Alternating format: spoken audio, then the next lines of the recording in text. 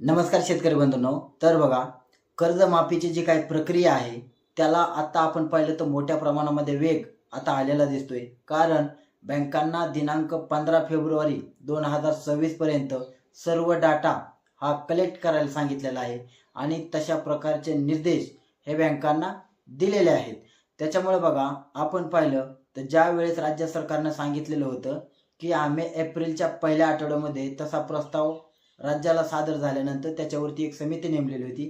ती समिती एप्रिलच्या पहिल्या आठवड्यामध्ये राज्य सरकारला त्यांचा अहवाल सादर करेल आणि त्यानंतर राज्य सरकार यावर काहीतरी निर्णय घेईल. म्हणजे नेमकी कर्जमाफी किती आहे, कशा पद्धतीची करावी लागणार आहे, तर अशा पद्धतीचा सर्व अभ्यास सध्या समिती करत आहे. आणि या प्रक्रियेला आपण आता पाहिलं तर मोठ्या प्रमाणामध्ये वेग हा आलेला दिसत आहे. आत्ताच आपण पाहिलं तर नेमकी कर्जमाफी नेमकी कोणाची होणार, तर ही सुद्धा एक सर्वांमध्ये मोठ्या प्रमाणात शंका आहे.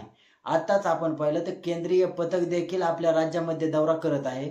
साधारणतः 9 तारखेपासून 21 फेब्रुवारीपर्यंत हा दौरा केंद्र शासनाचा असेल, केंद्र शासनाच्या पथकाचा असेल. आपण पाहिलं तर धाराशिव असेल, या ठिकाणी देखील मोठ्या प्रमाणात त्यांनी दौरे केलेले आहेत.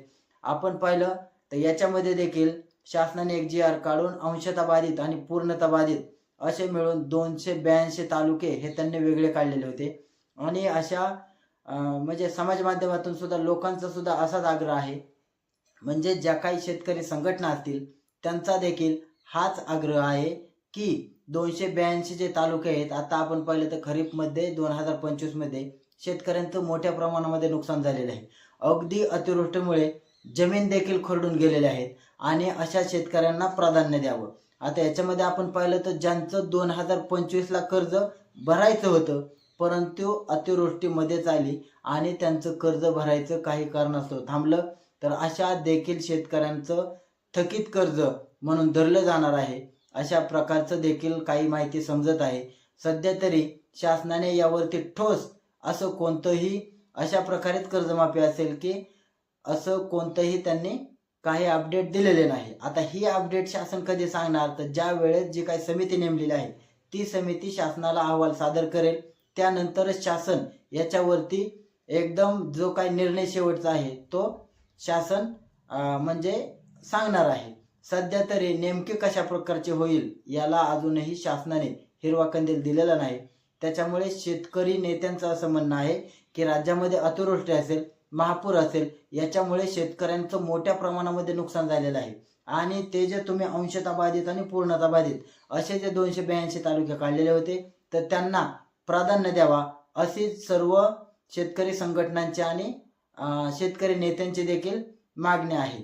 आता आपण पाहिलं तर नोव्हेंबरमध्ये 2025 मध्ये राज्य शासनाने केंद्राला देखील एक प्रस्ताव पाठवला होता आणि जवळजवळ 29,000 कोटी रुपयांची मागणी केलेली होती.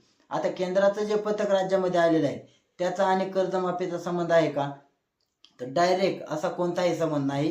परंतु केंद्राचं पथक का आलेलं आहे की जी काय अतिवृष्टी झाली, जो काय महापूर झाला, त्याच्यामुळे आपण पाहिलं तर परांडा असेल, धाराशिव असेल, या ठिकाणी आवारपिपरी असेल, करमाळा असेल, अहिल्यानगर असेल, या ठिकाणी मोठ्या प्रमाणामध्ये शेतकऱ्यांचं नुकसान झालेलं होतं. बंधारे वाहून गेले, शासनाची मालमत्ता देखील मोठ्या प्रमाणामध्ये नुकसान झालं. रस्ते असतील, त्यानंतर छोटे छोटे पूल असतील, जमिनीला मोठमोठे खड्डे पडलेले आहेत.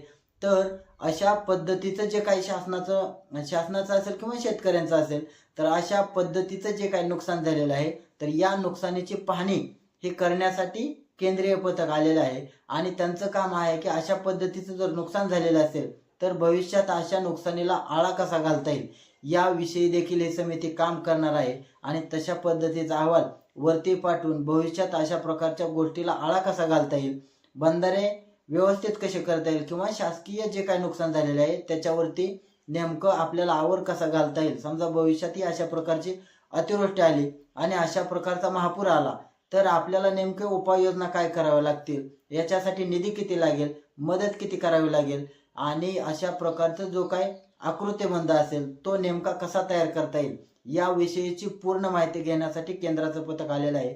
आता साधारणतः ते आपण पाहिलं तर 21 फेब्रुवारीपर्यंत केंद्राचं पथक महाराष्ट्र राज्यामध्ये फिरत आहे.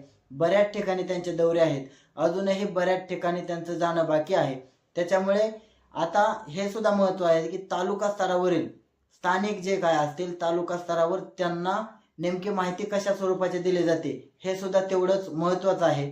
कारण ज्या पद्धतीचं नुकसान होतं, ज्या पद्धतीचा महापूर होता, त्या संबंधित स्थानिक तालुका पातळीवर देखील तशा पद्धतीचं ते काय केंद्राचं पथक आहे त्यांना प्रेझेंट करणं हे सुद्धा खूप महत्वाचं ठरणार आहे. कारण याची दाहकता अत्यंत मोठ्या प्रमाणात होती. शेतकऱ्यांना अजूनही तशा प्रकारचा महापूर जर आठवला तर अजूनही बऱ्याच शेतकऱ्यांच्या अंगावरती काटा उभा राहतो. त्याच्यामुळे केंद्राच्या पथकाला याची दाहकता समजून सांगणे यासाठी देखील तालुका स्तरावर असेल किंवा जिल्हा स्तरावर असेल त्यासाठी योग्य पद्धतीने त्यांच्या पुढे प्रेझेंट करणं हे सुद्धा अत्यंत महत्त्वाचं आहे आणि त्या प्रकारे त्यांचा अहवाल हा केंद्राला सुपूर्द होत असतो. त्याच्यामुळे जे कोणी अधिकारी असतील, जे कोणी स्थानिक असतील त्यांनी केंद्रीय पथकाला योग्य रीतीने आणि घटनेचं गांभीर्य ओळखून त्यांना देखील तशा प्रकारची जाणीव झाली पाहिजे अशा पद्धतीचं त्यांच्या पुढे प्रेझेंट करणं हे सुद्धा स्थानिक लेवलला तालुका स्तरावर त्यांचं मोठं कर्तव्य आहे. त्याच्यामुळे राहिला कर्जमाफीचा विषय, तर यासाठी मोठ्या प्रमाणामध्ये शासनाच्या हालचाली चालू आहेत. बँका सुद्धा डाटा वरती सुपूर्द करत आहेत. जशी जशी माहिती प्राप्त होते तशी वरती बँकांना शासन त्यांचं म्हणजे एक प्रकारे संवाद चालू आहे आणि माहिती गोळा करण्याचं काम हे मोठ्या प्रमाणामध्ये चालू आहे. आता आपण पाहिलं तर याच्यामध्ये अर्थसंकल्प मांडला जाणार आहे आणि त्याच्यामध्ये देखील याची तरतूद केली जाण्याची शक्यता आहे. त्याच्यामुळे 15 फेब्रुवारीपर्यंत बँकांनी माहिती सादर करा. बँकांनी प्रत्येक शेतकऱ्यांकडून 15 फेब्रुवारीपर्यंत मग याच्यामध्ये जिल्हा बँकेचा असेल किंवा राष्ट्रीय बँकेचा असेल जे काही कृषी कर्ज असेल त्याची इत्थंभूत माहिती ही आता शासनाने मोठ्या प्रमाणामध्ये 15 फेब्रुवारीपर्यंत गोळा करण्याचं बँकांना देखील निर्देश दिलेले आहेत आणि जिल्हा स्तरावर देखील तशा प्रकारचा पत्रव्यवहार झालेला आहे. धन्यवाद.